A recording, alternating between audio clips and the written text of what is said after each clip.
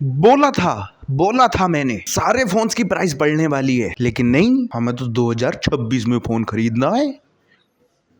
खरीद लो, खरीद लो ना। मैंने 2025 में ही वीडियो डाली थी कि 2026 में फोन्स की प्राइस बढ़ने वाली है और बढ़ रही है। जो फोन्स लॉन्च हो रहे हैं उनकी प्राइस बढ़ी हुई है, लेकिन ये कंपनीज की चालाकी तो देखो। मोटोरोला एज 70 30,000 का लॉन्च हुआ था, 1,000 का डिस्काउंट के बाद 29,000 रुपए का मिल रहा था। अभी फ्लिपकार्ट पर जाओगे तो उसकी प्राइस 33,000 रुपए हो गई है। और भाई साहब ये तो फिर भी एक बार को ठीक है, मतलब वैसे ठीक नहीं है लेकिन एक बार को चल जाएगा, चलो ठीक है। मगर भाई साहब अगर मैं Realme 16 Pro की बात करूं या Pro Plus की बात करूं, Pro Plus वाला जो फोन था इनका 40,000 रुपए का लॉन्च किया था इन्होंने। मतलब वो प्राइस देखकर ही हम एक्सेप्ट नहीं कर पा रहे थे उस फोन को कि मतलब 40,000 रुपए का फोन Realme 16 Pro Plus। एक टाइम था भाई साहब इनका Pro Plus आता था कहीं 20,000 के अंडर, और अभी पता है बढ़ के इसकी प्राइस कितनी हो गई है, 44,000 रुपए। मतलब 44,000 रुपए से ये फोन स्टार्ट होता है, इसका बेस वेरिएंट है 44,000 का। और अगर आपने देखो मेरी पिछली वाली वीडियो नहीं देखी जिसमें मैंने बताया था प्राइस क्यों बढ़ रही है, तो सिंपल सा रीजन इसका ये है कि आजकल आप फोन्स में एआई देख रहे हो, एआई आ रहा है, एआई को जरूरत होती है ज्यादा रैम की, स्टोरेज की। तो एआई की वजह से जो रैम और स्टोरेज वगैरह है उनके प्राइसेस बढ़ रहे हैं, और उनके प्राइसेस इसलिए बढ़ रहे हैं क्योंकि शॉर्टेज ज्यादा हो गई है मार्केट में, रैम और स्टोरेज है ही नहीं ज्यादा, और उनका पूरा असर आ रहा है फोन्स पर, लैपटॉप्स पर, या फिर अगर हम पीसीज वगैरह देखें उन पर भी, क्योंकि वहां पर रैम और स्टोरेज की प्राइस बहुत ज्यादा बढ़ गई है। मैंने पिछली वीडियो में भी बताया था कि 1 TB की सैमसंग की SSD मेरे दोस्त ने खरीदी थी 10,000 रुपए के आसपास की, और उसका प्राइस उस टाइम बढ़कर हो गया था 16-17,000 रुपए, और उस SSD का प्राइस आज के टाइम पर 20,000 के आसपास है। तो यही रीजन है कि फोन की प्राइस बढ़ रही है। लेकिन भाई क्या तरीका निकाला है इन्होंने, मतलब इन कंपनीज को देखो भाई साहब, मोटोरोला हो गया, ये Realme हो गया, और सिर्फ मैं इनकी ही बात नहीं कर रहा क्योंकि अभी और दूसरा कोई मुझे फोन दिखाई नहीं दिया अभी के टाइम पर जिन्होंने मतलब लॉन्च के कुछ ही महीनों बाद, 1-1.5 महीना ही हुआ था अभी के प्राइस बढ़ा दी। अगर कोई इनसे अलग कंपनी करती मैं उसका भी नाम ऐड करता, लेकिन मुझे अभी ऐसी कोई कंपनी मिली नहीं है, इसलिए मैं मोटोरोला और Realme को ही अभी बोल रहा हूँ क्या तरीका निकाला है इन्होंने। और ये तरीका मैं इसलिए बोल रहा हूँ, अभी जरा समझो इस चीज को, इनकी स्ट्रेटेजी तो देखो। कोई भी फोन लॉन्च होता है, टेक इंडस्ट्री जो है मैक्सिमम लोग फोन्स की वीडियोस बनाते हैं, तो जब भी कोई फोन लॉन्च होता है उस फोन को उस प्राइस पर जज किया जाता है जिस प्राइस पर वो फोन लॉन्च हो रहा है। पहले ये कंपनीज खेलती थी इस चीज पर कि हम इंट्रोडक्टरी प्राइस रख देते हैं कुछ, मतलब पहले दिन जब फोन लॉन्च होगा या तो प्री बुकिंग पर या फिर कार्ड डिस्काउंट या फिर ऐसा कोई डिस्काउंट ले आएंगे कि जब आप पहली सेल पर खरीदोगे तो वो फोन सस्ते में मिलेगा, या फिर उस पर कुछ ऑफर मिलेगा कुछ टाइम तक। तो अभी तक जो है इनका ये वाला फेस चल रहा था कि इंट्रोडक्टरी प्राइस रख देते हैं कुछ, तो वो 2,000 3,000 1,000 या फिर 4,000 5,000 तक सस्ता होता था। मतलब 35,000 रुपए का फोन लॉन्च किया है कंपनी ने, आपको 32-33,000 रुपए का पड़ जाएगा। और जो मैक्सिमम लोग उस फोन की वीडियो बनाते थे वो 32-33,000 रुपए के हिसाब से उस फोन को जज करते थे, और उसी हिसाब से अपना ओपिनियन देते थे वीडियोज में कि भाई 32,000 रुपए के हिसाब से फोन ऐसा है। लेकिन अब क्या,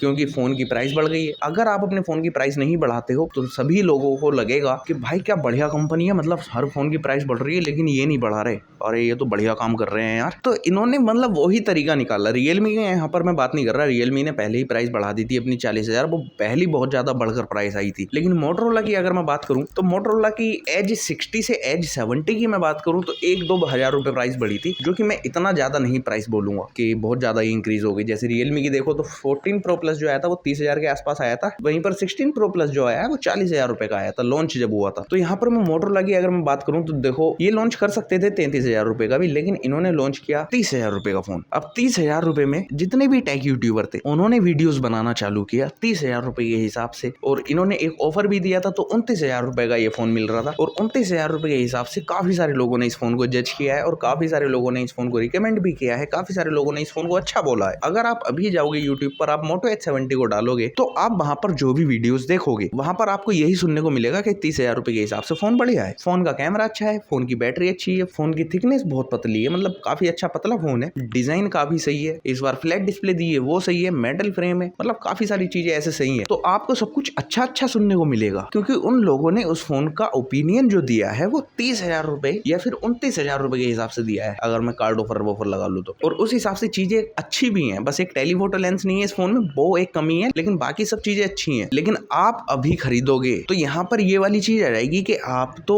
सुनकर आए हो ना फोन के अच्छा है, लेकिन वो 30,000 रुपए के हिसाब से बात कर रहे थे। आप फोन को खरीदोगे फ्लिपकार्ट से जाकर तो वहां पर आप देखोगे प्राइस 33,000 रुपए है और आप इस फोन को बाई कर लोगे। लेकिन अगर मैं 33,000 रुपए के हिसाब से बात करूँ तो वहां पर दूसरे फोन भी तो आ जाएंगे ना, फिर वो तो 30,000 से ऊपर वाला सेगमेंट आ गया, 30,000 वाला सेगमेंट बचा ही नहीं। और सेम चीज मैं बोलना चाहूंगा रियलमी को लेकर। रियलमी के फोन को जज किया गया था 40,000 रुपए के हिसाब से, ऑफर लगाने के बाद वो फोन हमें मिल रहा था 37-38,000 रुपए का, लेकिन अभी वो फोन मिल रहा है 44,000 रुपए का। बेस वेरिएंट उसका 44,000 रुपए का है और 44-45,000 रुपए में आप ओप्पो रेनो 15 ले लो। वीवो की V70 सीरीज आने वाली है, वो भी लगभग उसी प्राइस में आएगी और ये बहुत अच्छे फोन हैं कैमरा को लेकर, क्योंकि रियलमी 16 प्रो प्लस तो कैमरा को टारगेट करता है ना। ओप्पो या वीवो कोई सा भी ले सकते हो आप। तो अभी मैं सिर्फ आपको इतना बोलना चाहूंगा कि लाइक करो नीचे, सब्सक्राइब करो नीचे, और साथ में ये भी बोलना चाहूंगा अगर आप फोन खरीदने की सोच रहे हो, आप किसी फोन का वेट कर रहे हो, तो मैं ये कहूंगा कि 1 महीने के अंदर अंदर ले लेना उस फोन को, क्योंकि क्या पता उस फोन की प्राइस भी ऐसे ही बढ़ जाए। जैसे मैं मोटो H70 प्रो की बात करूं, अभी तो वैसे उसका कुछ आया नहीं है, कब लॉन्च होगा, क्या लॉन्च होगा और क्या क्या स्पेक्स होंगी उसकी, लेकिन जब भी लॉन्च होगा शायद उसके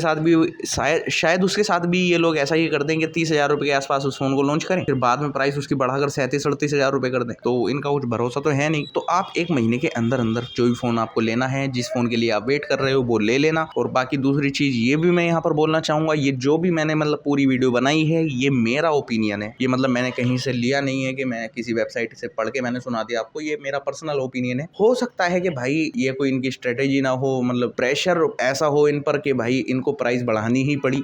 स्टार्टिंग में जो इन्होंने फोन बेचे हैं वो इन्हें सस्ते दाम में पड़ गए थे, इसलिए इन्होंने बेच दिए। बाद में फोन की प्राइस बढ़ानी पड़ गई क्योंकि प्राइस बढ़ गई थी ज्यादा ही और इन पर प्रेशर आ गया उस चीज का। तो वो एक चीज भी हो सकती है, लेकिन जो मैंने स्ट्रेटेजी वाली चीज बोली वो मुझे ज्यादा लग रही है और वो मेरा पर्सनल ओपिनियन है। मैं ऐसा मानता हूँ कि भाई इनकी स्ट्रेटेजी है, तो कुछ भी हो सकता है, मैं सही भी हो सकता हूँ, गलत भी हो सकता हूँ, लेकिन अगर आपको ऐसा लगता है तो नीचे लाइक शेयर सब्सक्राइब करो और कमेंट में बोलो हम तुम्हारे साथ हैं।